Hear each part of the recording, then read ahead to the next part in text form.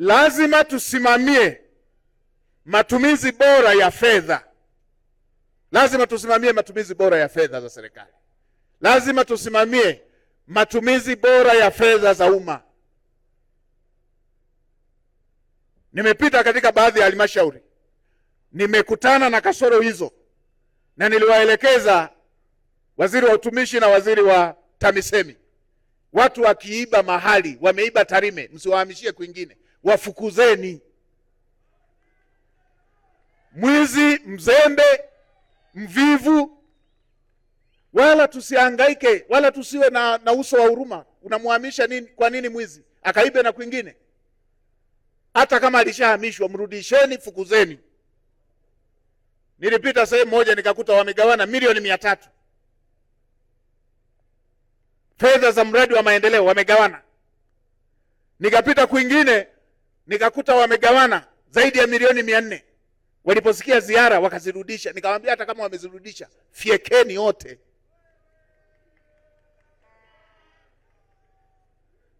Nikapita kwingine kule nikakuta wamefanya matumizi mabaya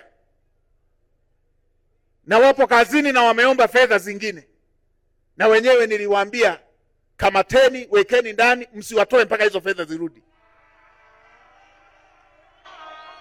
Tutasimamia matumizi bora ya fedha za umma ili wananchi waweze kunufaika kupitia miradi hiyo ya maendeleo. Nimekuwa nikipita hata katika baadhi ya maeneo, Mheshimiwa Rais amejitahidi sana, na mimi nawaambieni, tunaposema rais hatumdai, ni kweli hatumdai. Ametekeleza miradi mingi ya maendeleo. Kama tunamchwa huku,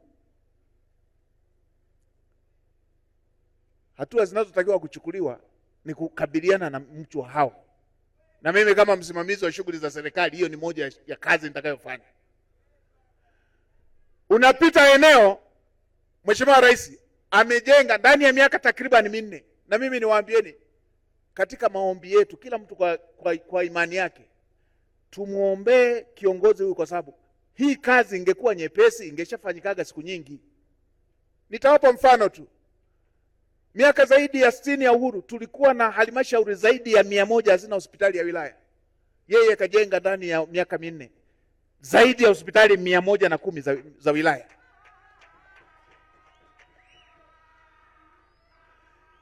Tulikuwa na tarafa hazina hospitali, vituo vya afya, amejenga zaidi ya vituo 649. Tulikuwa na magari mawili tu ya kuchimba maji nchi nzima.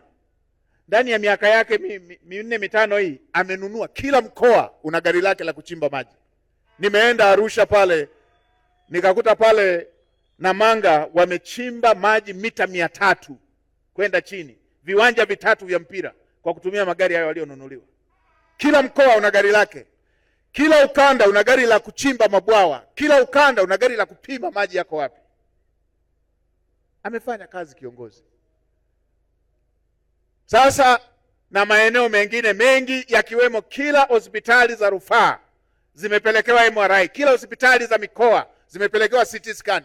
Vipimo vile vile unavyoweza kuvikuta India, Marekani, Ulaya vimepelekewa kwenye hospitali zetu za mikoa. Hii ni aina ya kiongozi anayejali maisha ya watu. Sasa ninachosema ni nini? Jambo la kiutawala ambalo hizo lawama hapaswi kupelekewa rais. Amejenga hospitali, ameleta madaktari, ameleta vifaa vya vipimo, ameleta bajeti ya dawa. Tunapokwenda kwenye usimamizi tunaambiwa kwenye taarifa utoshelevu wa dawa 95%. Lakini inatokea kila mgonjwa akienda hospitalini anaambiwa akanunue dawa mtaani.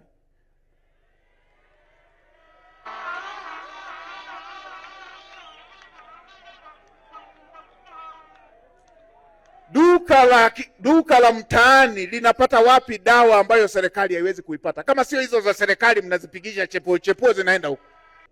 Sasa nini mkakati wa serikali kuhusu haya maeneo ambayo nimeyataja? Leo tunavyoongea, serikali tumepitisha uamuzi kwamba sasa kuanzia bajeti hii ambayo tumeanza kuitekeleza jana, kuanzia utekelezaji wa ilani ya uchaguzi ya sasa ambayo tumeanza kuitekeleza jana, na kuanzia utekelezaji wa dira hii mpya ambayo tumeanza utekelezaji wake jana, tumepanga kuanzia sasa ili tuweze kutibu swala la mtiririko wa fedha, ili ziweze kwenda kwenye miradi hii iliyokusudiwa, ili tupate uhakika wa utekelezaji wa miradi hii niliyoisema. Serikali imepitisha uamuzi sasa, fedha za mfuko wa barabara yote, mifuko miwili, unaosimamiwa na TANROADS na ule unaosimamiwa na TARURA, fedha hizo hazitapitia mfuko mkuu, zitakwenda moja kwa moja kwenye mifuko ili barabara hizi ziweze kujengwa.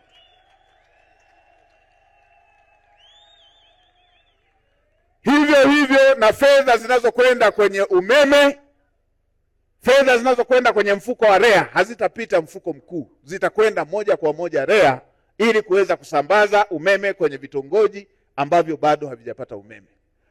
Hivyo hivyo fedha zinazokwenda kwenye mfuko wa maji hazitapita mfuko mkuu, na niwapongeze sana wabunge wenu, mnao wabunge majembe kweli kweli, wamepitisha sasa, hii ni sheria kwamba fedha hizo zitakwenda moja kwa moja kwenye mifuko.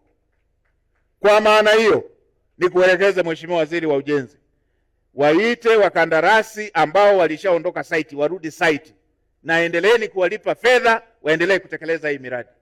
Nimeelekeza barabara hii ya kilomita 9.3, kilomita 25 na hii ya katikati kilomita 40, waite wakandarasi warejee site, ujenzi uweze kuendelea na muendelee kuwalipa fedha ili waweze kuendelea kutekeleza miradi hiyo.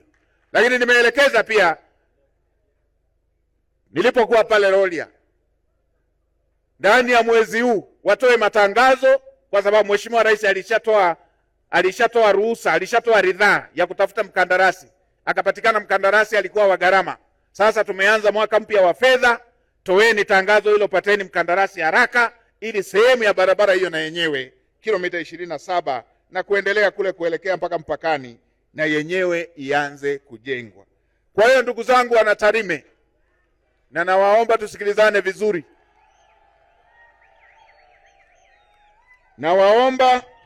nawaomba tusikilizane vizuri. Serikali imejipanga na tumeweka mkakati mpya wa kuitekeleza dira hii, na kwenye miradi hii ya maendeleo tumeweka utaratibu huo wa fedha ziende moja kwa moja, kila zinapokusanywa, kila mwezi zinapokusanywa ziende moja kwa moja kwenye mifuko ya kutekeleza miradi hiyo.